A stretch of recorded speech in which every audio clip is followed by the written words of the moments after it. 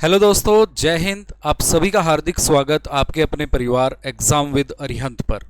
आज आपके लिए हम लेकर के आए हैं बहुत ही शानदार सेशन। बहुत सारे बच्चे रेलवे की डिफरेंट डिफरेंट वैकेंसीज के लिए एप्लीकेबल होते हैं और वो अलग अलग पोस्ट के लिए अपनी तैयारी करते हैं। तो आज के सेशन में मैं आपको बताऊंगा कि कौन कौन सी पोस्ट होती हैं और उन पोस्ट में कितने क्वेश्चन आते हैं, जिसमें रीजनिंग का क्या वेटेज होता है, क्या हमारी तैयारी होती है, सारी चीज़ों के बारे में डिस्कस करेंगे। लगभग एग्ज़ाम जो तय होना शुरू हुआ है वो अगस्त और सितंबर के अराउंड अपना एग्ज़ाम होना तय हुआ है। तो अराउंड हम 60 डेज़ की एक स्ट्रेटजी के बारे में भी डिस्कस करेंगे। सटीक आपकी क्या तैयारी होनी चाहिए उसके बारे में भी डिस्कस करेंगे।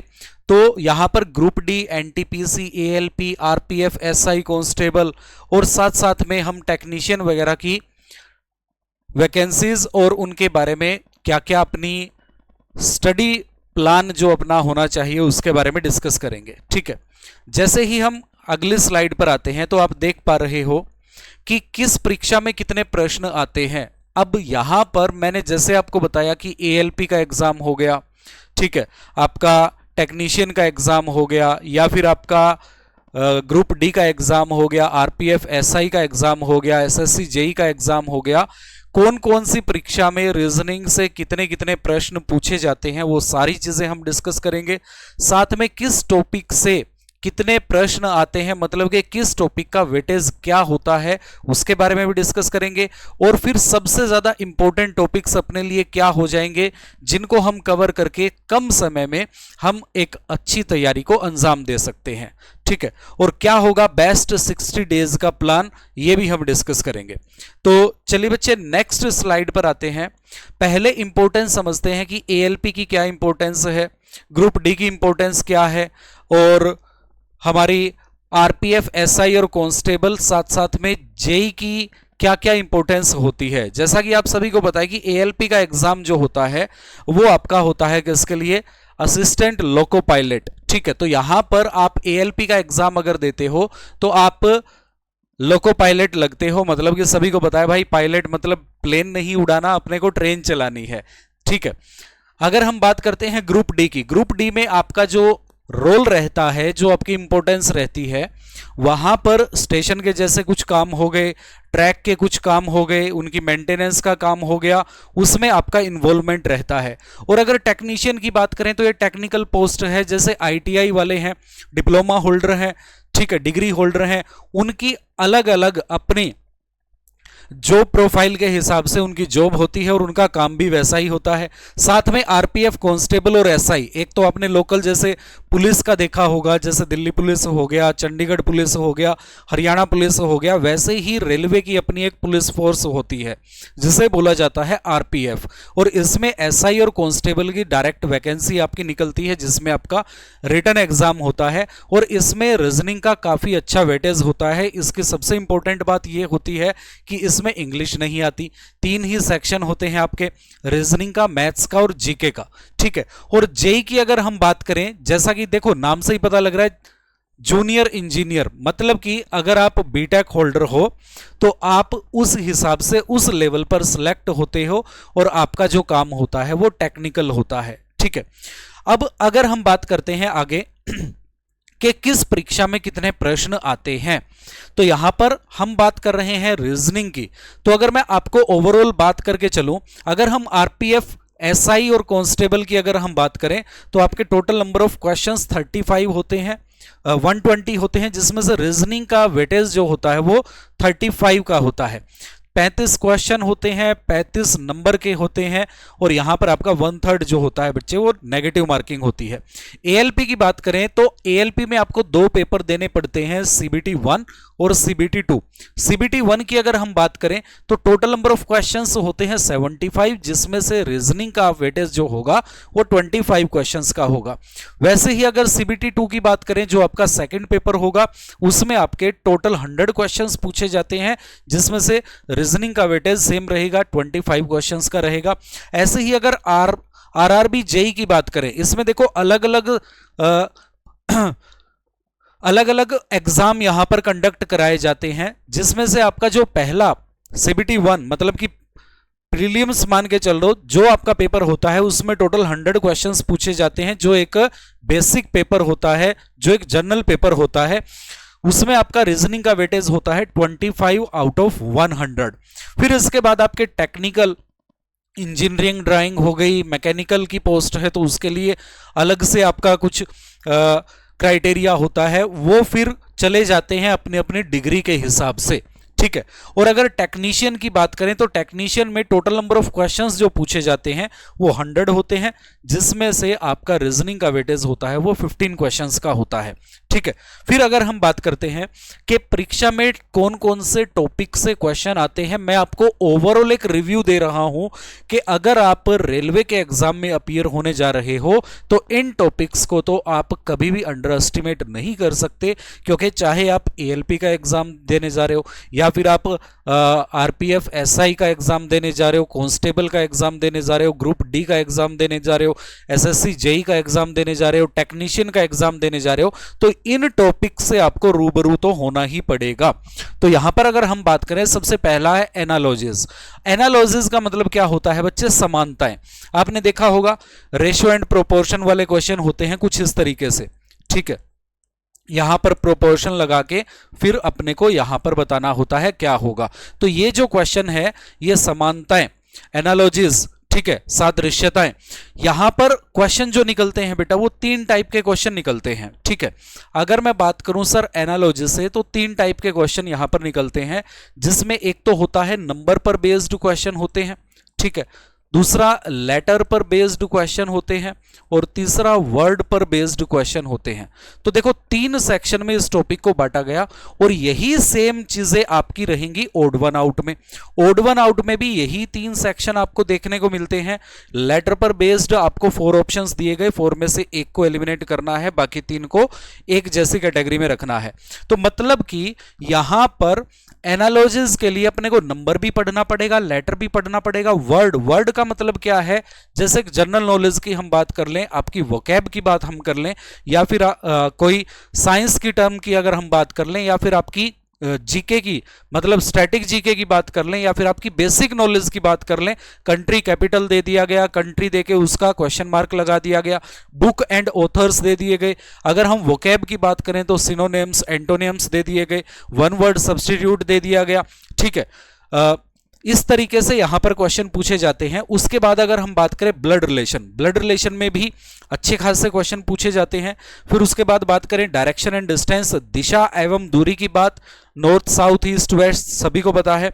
उसके बाद डाइस एंड क्यूब्स का एक टॉपिक आता है बेटा, डाइस और क्यूब मतलब घन और पासा, ठीक है। वेन डायग्राम, जिसमें हमने 2 टाइप के क्वेश्चन कवर करने होते हैं, एक तो रिलेशन पर बेस्ड होता है और एक पर्टिकुलर एरिया पर बेस्ड होता है।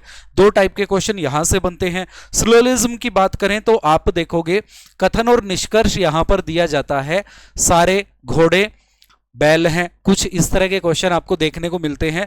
स्टेटमेंट दी जाती है और नीचे कंक्लूजन अपने को फाइंड आउट करना होता है कि कौन सा कंक्लूजन स्टेटमेंट में लाई करता है या सेटिस्फाई कर रहा है। रैंकिंग एंड ऑर्डरिंग, भाई एक लाइन में ऊपर से नीचे टोटल इतने कैंडिडेट हैं, ऊपर से आर का रैंक कितना है तो नीचे से बताओ। ऑर्डरिंग का मतलब क्या होता है, जैसे 5 मित्र हैं, एक के मार्क्स दूसरे से ज्यादा आए, दूसरे के तीसरे से ज्यादा आए, कुछ इस तरह के क्वेश्चन। सिटिंग अरेंजमेंट ये भी 2 टाइप का बन सकता है, एक होता है लाइन में बैठा दे और एक होता है सर्कल में बैठा दे। उसके बाद लॉजिकल रीजनिंग, अब लॉजिकल रीजनिंग है ये इंपॉर्टेंट रोल प्ले करता है, ठीक है। लॉजिकल रीजनिंग की अगर हम बात करें, तो यहां से आपको लगभग 3 से 4 क्वेश्चन देखने को मिलते हैं।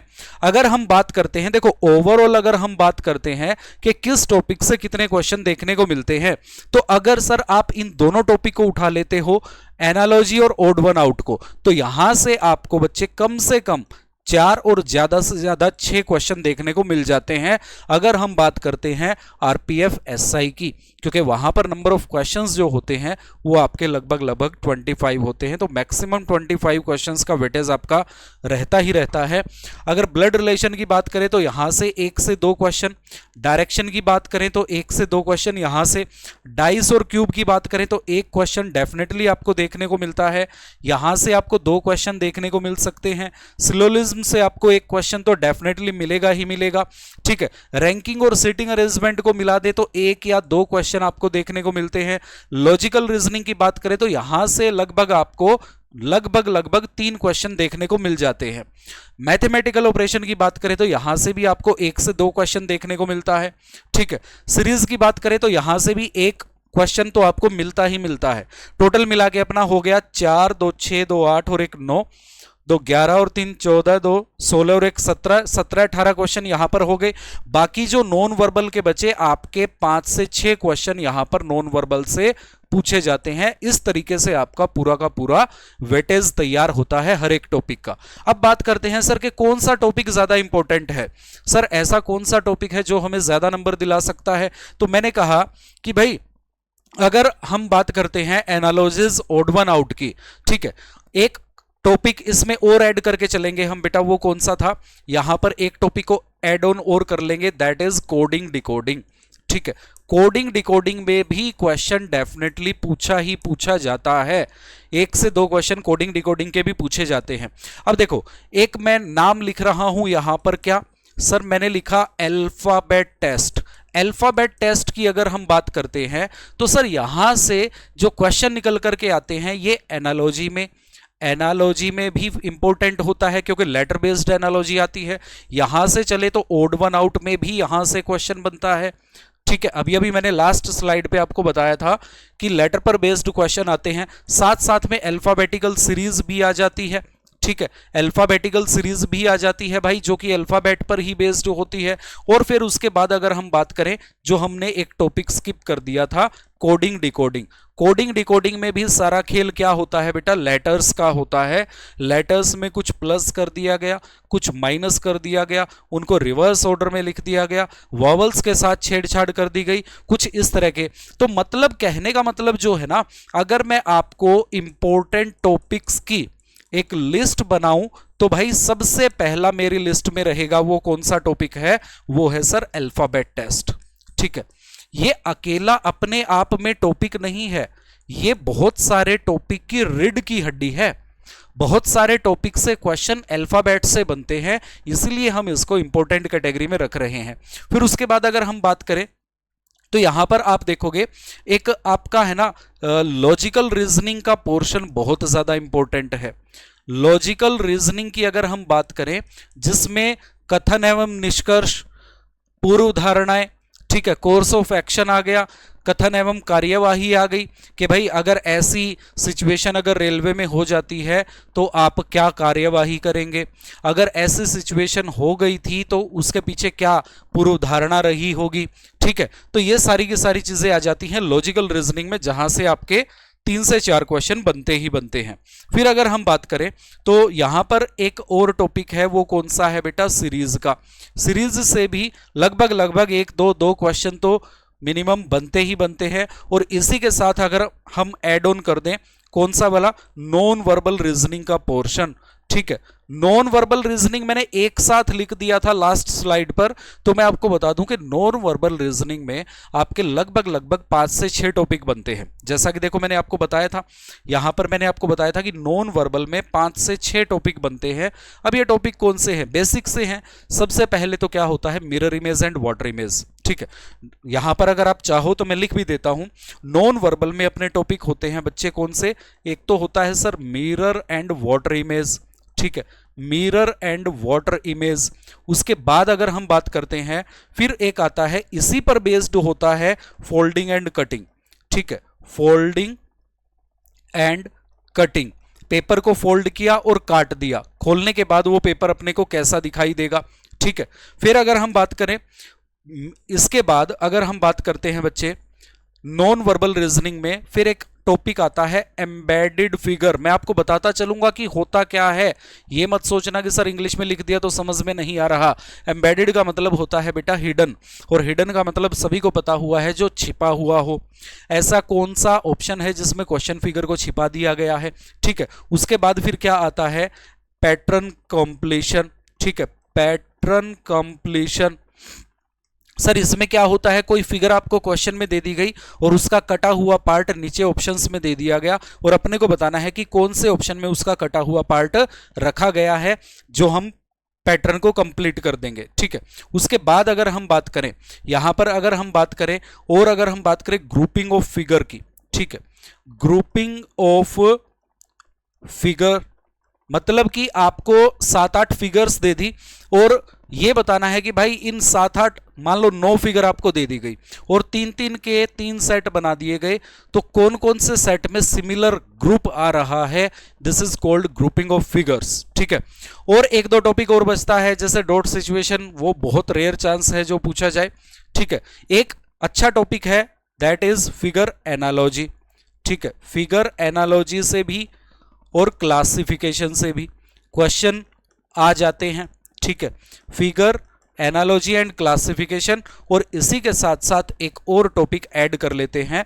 देखो 1 2 3 4 5 6 ये दोनों एक ही टॉपिक के पार्ट हैं। अगर आपको मिरर इमेज वाटर इमेज आ गई तो पेपर को फोल्ड करना और कटने के बाद उसको ओपन करना भी आ गया। ठीक है, तो इसको हम एक ही टॉपिक की कैटेगरी में रखते हैं। 1 2 3 4 5 और एक और टॉपिक हम कर लेते हैं, वो कौन सा है बच्चे, वो है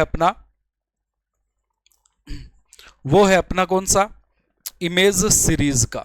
ठीक है, इमेज की भी सीरीज होती है, जैसे नंबर की सीरीज होती है, नंबर में कोई ऑपरेशन लग रहा है, लेटर में कुछ लॉजिक लग रहे हैं। ठीक है, वैसे ही इमेज की सीरीज है कि इमेज रोटेट होके आगे जा रही है या किसी इमेज के एलिमेंट्स आगे शिफ्ट हो रहे हैं। तो ये आपका ओवरऑल जो है सिलेबस और इंपॉर्टेंट टॉपिक्स की लिस्ट हो गई। फिर इसके बाद अगर हम बात करें तो 60 डेज का प्लान क्या रहने वाला है।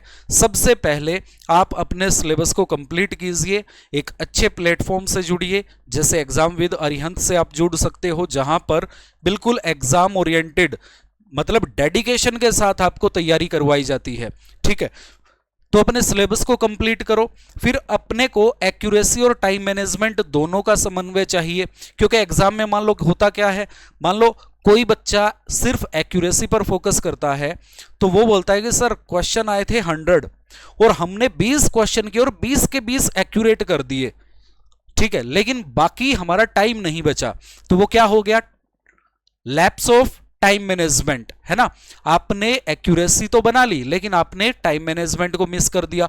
और बहुत सारे बच्चे ऐसे होते हैं, सर 100 क्वेश्चन आए थे और हमने 100 के 100 क्वेश्चन 20 मिनट में ही कर दिए। इसका मतलब उन्होंने क्या किया, एक्यूरेसी पर फोकस नहीं किया, सिर्फ जय माता दी किया। तो आपको करना क्या है, एक्यूरेसी के साथ साथ टाइम का मैनेजमेंट भी तैयार करना है। फिर उसके बाद क्या करना है बेटा, do proper exam oriented practice. जब हमारा सिलेबस सारा इकट्ठा हो जाए, जब हमारे अंदर ज्ञान का भंडार हो जाए, तो वो ज्ञान कहीं ना कहीं उमड़ उमड़ कर बाहर आता है। फिर अपने को चाहिए प्रैक्टिस। ठीक है, जैसे हमने एक्सरसाइज कर ली भाई, हमने अपने अंदर बल इकट्ठा कर लिया, तो उस बल का प्रयोग भी तो करोगे ना कहीं। ठीक है, तो अपने को क्या करना है, फिर प्रैक्टिस करनी है। और प्रैक्टिस किसके थ्रू होगी, मॉक टेस्ट के थ्रू। डेली मॉक टेस्ट लगाइए। जब आपके एग्जाम के 15 दिन रह जाए तो 15 दिन पहले डेली एक मॉक टेस्ट लगाना शुरू कर दो। अदरवाइज अगर आपका सिलेबस 25 दिन या 30 दिन पहले कंप्लीट हो जाता है तो अल्टरनेट डेज पर एक एक मॉक टेस्ट अप्लाई करते रहो। ठीक है, और मॉक टेस्ट की एक बात और बता दूं, आपका एग्जाम ऑनलाइन होना है तो बहुत सारे बच्चे गलती क्या करते हैं, ऑफलाइन टेस्ट सीरीज ले लेते हैं। तो आपको टेस्ट भी ऑनलाइन ही लगाना है। मॉक टेस्ट आपका ऑनलाइन, जो रिक्वायरमेंट है एग्जाम की रिक्वायरमेंट के अकॉर्डिंग अपने आप को प्रिपेयर करना है, न कि अपने हिसाब से चलना है। फिर उसके बाद लर्न फ्रॉम योर मिस्टेक्स। बहुत सारी छोटी छोटी गलतियां, जैसे मान लीजिए मैंने अपना सिलेबस कवर कर लिया तो मेरे अंदर क्या होगा, कॉन्फिडेंस नहीं, ओवर कॉन्फिडेंस आ जाएगा। ठीक है, और फिर मैं ओवर कॉन्फिडेंस में कहीं ना कहीं किसी ना किसी क्वेश्चन में जाकर के गलती कर दूंगा। तो उस गलती से अपने को सीख लेनी है कि भाई हमने इस क्वेश्चन को सोल्व करते हुए ये छोटी सी मिस्टेक कर दी थी जो मुझे मेरे सिलेक्शन से बहुत दूर लेके जा सकती है। तो अपनी गलतियां कब करोगे, जब प्रैक्टिस करोगे, और प्रैक्टिस करोगे तो गलतियां होनी लाजमी है। और गलतियां ही तो ये दर्शाती हैं कि आप प्रैक्टिस कर रहे हो, है ना। Mistakes are proofs that you are trying. ये बिल्कुल सही बात है, गलतियों से ही पता लगता है कि आप प्रयास कर रहे हो। ठीक है, अब अगर हम बात कर दें कि बेस्ट बुक कहां से ले सर, तो कहीं इधर उधर जाने की जरूरत नहीं है। अरिहंत सिर्फ नाम ही काफी है, इंडिया का नंबर 1 पब्लिकेशन जिसमें हर बुक्स का जो कंटेंट है वो टोटली एग्जाम ओरिएंटेड है और प्रीवियस ईयर पेपर से भी लिया गया है। तो आपको previous year paper plus exam oriented content यहां पर देखने को मिलता है। तो आप आंख बंद करके अरिहंत पब्लिकेशन के साथ कनेक्ट हो सकते हो, इनकी बुक्स को फॉलो कर सकते हो। अगर हम रेलवे की बात करें तो देखिए रेलवे की संकल्प रेलवे 2024, ये देखो संकल्प, टाइटल भी ऐसा दिया गया है संकल्प। तो आपको भी संकल्प लेना है कि सर इस बार नैया पार, ठीक है, इस बार नैया पार, ठीक है, तो रेलवे पार, इस बार रेलवे पार, ठीक है। तो आपको अगर आप चाहते हो सर कौन सी बुक, भाई मान लो आप किसी भी बुक को परचेज करना चाह रहे हो, किसी भी बुक को परचेज करना चाह रहे हो, ये बुक है आपकी जैसे मैथमेटिक्स की, ये बुक है आपकी रीजनिंग की, ये बुक है आपकी जीए की, ठीक है, मतलब हर सब्जेक्ट की बुक्स आपके लिए बहुत ही शानदार तरीके से और बहुत ही एक्सपर्ट टीम द्वारा प्रिपेयर की गई है, ठीक है। और फिर अगर हम बात करें कि भाई जरूरी तो नहीं कि आप रेलवे की ही तैयारी कर रहे हो, आप किसी और एग्जाम की भी तैयारी कर रहे होंगे, तो आपके लिए स्ट्रेटजी भी है, टेस्ट भी है, ठीक है, how to crack test of arithmetic, इस तरह की बुक्स को भी आप फॉलो कर सकते हो। यहां पर अगर आप देखो how to crack test of reasoning और इस सामान्य बुद्धि और तर्क शक्ति, इस बुक का सॉल्यूशन अगर आपको चाहिए तो आप मेरे साथ डेली 6 बजे exam with Arihant YouTube channel पर भी कनेक्ट हो सकते हैं, जहां पर मैं इस बुक का कंप्लीट वीडियो सॉल्यूशन डिटेल में आपको प्रोवाइड करवा रहा हूं। सिर्फ सॉल्यूशन ही प्रोवाइड नहीं करवा रहा, मैं एक अप्रोच भी बिल्डअप करता हूं कि किस तरीके से एग्जाम में क्वेश्चन को अटेम्प्ट करना है, ठीक है। तो ये सारी बुक आप देख सकते हैं बच्चे। उसके बाद अगर हम बात करें कि ऑनलाइन एग्जाम प्रैक्टिस कैसे करें, जैसा कि मैंने आपको बताया था कि अगर आपका एग्जाम ऑनलाइन होना है तो आपकी प्रैक्टिस भी ऑनलाइन होनी चाहिए। अगर आपका एग्जाम ऑफलाइन है तो आप ऑफलाइन प्रैक्टिस के साथ जा सकते हो। तो आपका टोटली कंप्यूटर बेस्ड टेस्ट होना है, तो आप डेली लाइव क्लास ज्वाइन कीजिए। कौन से चैनल पर? ये जो यूट्यूब चैनल है, ये जो यूट्यूब चैनल है बच्चे एग्जाम विद अरिहंत, इस पर आप देखोगे ना हर बुक का वीडियो सॉल्यूशन आपको डेली प्रॉपर टाइमिंग पर मिलता है। जैसे मैंने बताया कि मेरी रीजनिंग की क्लास जो चलती है वो ठीक 6 बजे चलती है शाम को। आप आज भी अटेंड करके क्लास, एक बार क्लास को अटेंड करके देखिए, आपको डेफिनेटली कुछ ना कुछ सीखने को मिलेगा, ठीक है। टेलीग्राम को भी आप ज्वाइन कर सकते हैं।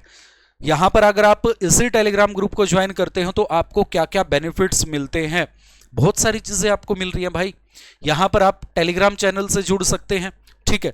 टेलीग्राम से जुड़ने के लिए आप डायरेक्ट मोबाइल से QR कोड को स्कैन करो और टेलीग्राम ऐप अगर आपके पास है तो डायरेक्ट ये आपको हमारे चैनल पर ले आएगा और आप वहां से ज्वाइन का बटन दबा लो। यहां पर आने का फायदा क्या है?